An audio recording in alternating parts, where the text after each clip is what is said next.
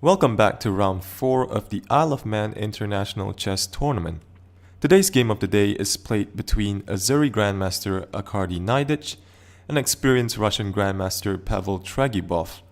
Both players were on 3 out of 3 and they were certainly up for a fight in this game. Naiditsch with the white pieces, he opens with e4. And Tregubov plays the French defense.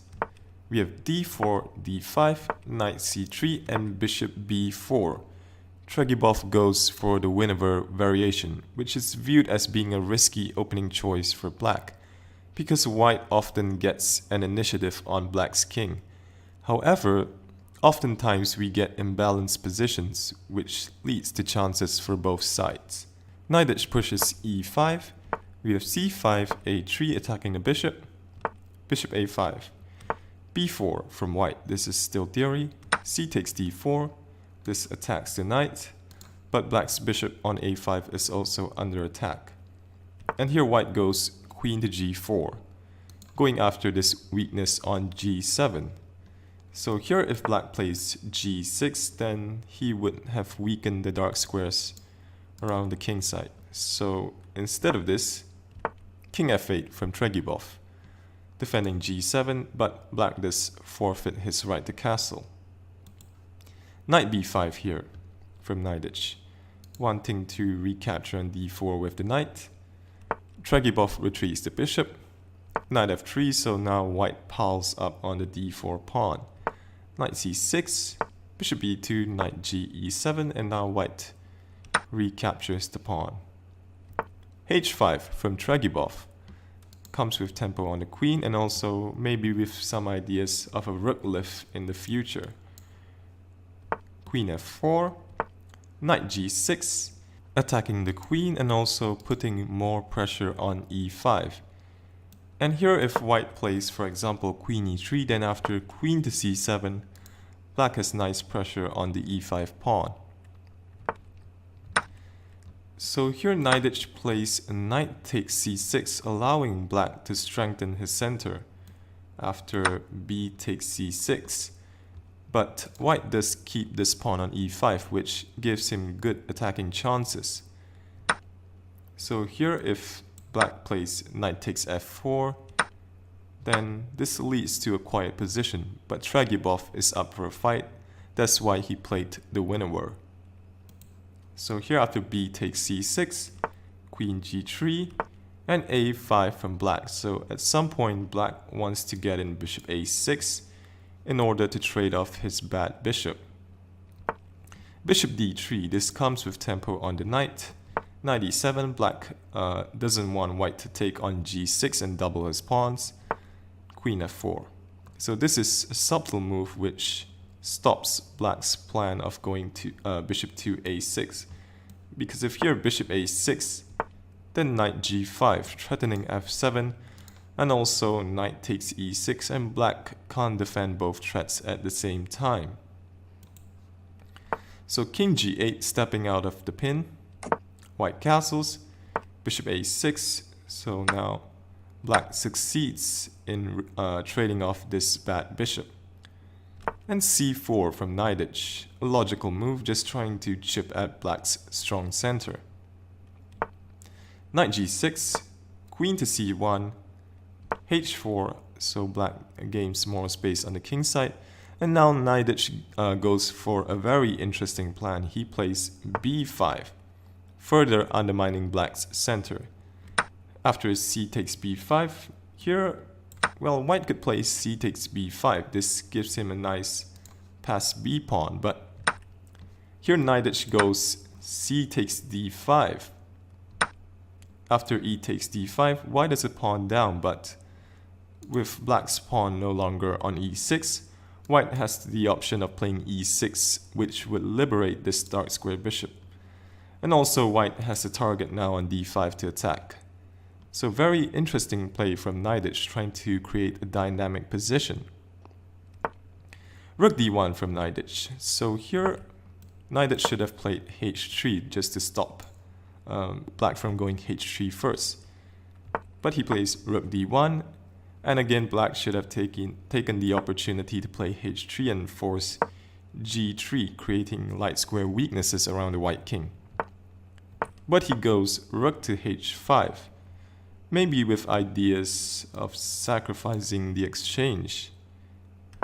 h3 from Naiditsch, so now this stops black from going h3, and queen to d7, just eyeing the pawn on h3 in case black ever manages to get in this sacrifice. Naiditsch goes queen to c2, making room for rook a to c1, rook a7 from Tregubov. So the rook is out of play, black wants to transfer the rook to an open file.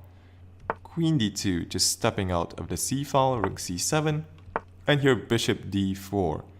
Naiditsch gives up his potentially strong bishop for black's strong bishop on b6. So here after bishop takes, queen takes, Naiditsch is hoping that he will have enough pressure on black's weak pawns. Knight d7, defending d5, and queen to b6, looking at the a5 pawn. Now a4 from black, rook a to c1, challenging the c file. So here taking would be bad for black because now after rook takes, rook c7 is coming. So black plays rook to b7, queen a6, and here knight to g6 should have been played to stop white's idea because, well, you will see what white's idea is. So here Tregubov instead plays rook to a7, allowing queen to d6 from white. And white has a very active position. If black tries queen takes d6, then here knight f5, and after rook takes d5, white has a very nice pass pawn here. He has managed to regain his pawn as well. This knight is pinned and also the rook is attacking b5, and this is good for white. So if black tries knight to g6, then this pawn is now undefended. White simply takes on d5 with a better position because of his active pieces. Tregubov tries rook to b7. Here rook to c5 from Naiditsch. So Naiditsch just outplays Tregubov over the last few moves. The threat now is to take here, followed by taking on b5. So Tregubov retreats the queen, queen a6 attacking the rook, queen b8 defending, and rook d to c1 with total domination over the c file. And black is really tight down here. The rook has to keep watch over this pawn on b5. Also, this knight can't really move because then rook to c8 wins the queen. Also, this pawn on d5 is quite weak. Tregubov plays rook to h6 attacking the queen, queen a5, and rook h to b6. Black finally cracks here. So he is hoping that if knight takes h4, then queen takes e5, and this is okay for black. But Naiditsch plays queen to b4. This comes with tempo on the pawn, and white just wants to shift his focus now on the king side. Rook h6 from Tregubov, and queen to g4, threatening rook c8 check, which would win the queen. So black blocks with rook to e6, but here knight to g5, and black is already in huge trouble.